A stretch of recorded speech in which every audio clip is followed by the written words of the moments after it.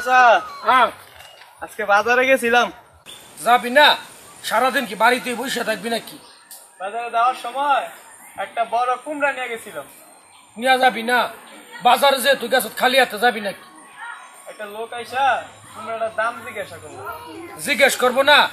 একটা সদাই নিব, এমনি নিব নাকি? আমি কুমড়াটার দাম চাইলাম 30 টাকা। যাবি না?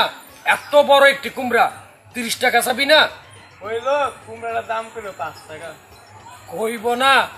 এটুকু একটি কুমড়া 5 টাকার বেশি কি আর বাজার দর কইব? আমিও বইলা দিছি যে বাপের জন্মে কুমড়া খাইছেন নি।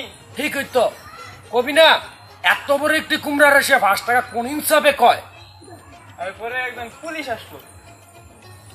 আইব না? তুই ভদ্রলোকের বেজ্জতি করছ। পুলিশ আইসা কুমড়াটার দাম জিজ্ঞাসা করলো। জিজ্ঞেস করবো না? পুলিশ দেখে কি তুই মাগনা দিয়ে দিবি নাকি? আমি কুমড়াটার দাম চাইলাম 30 টাকা। যাবি না? এত বড় একটি কুমড়া। ওই পুলিশ কুমড়াটার দাম ছিল 5 টাকা। কইব না? পুলিশ দেখে কি সে বাজারের দর জানে না? আমিও বইলা দিছি যে বাপের জন্মে কুমড়া খাইছেন নি। কবি না? পুলিশ দেখে কি তুই ডরাবি নাকি? তুই আমার বাতি যা। তারপরে ওই পুলিশ বেটা আমার মাইর শুরু করলো।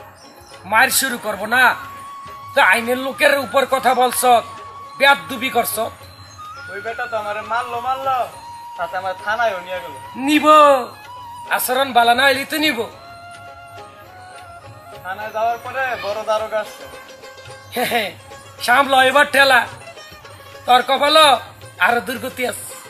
বড় দারোগা আইসা আমার ছাইরে দিল। ছাড়বো না? তুই রহিমুদ্দির ভাইয়ের বেটা।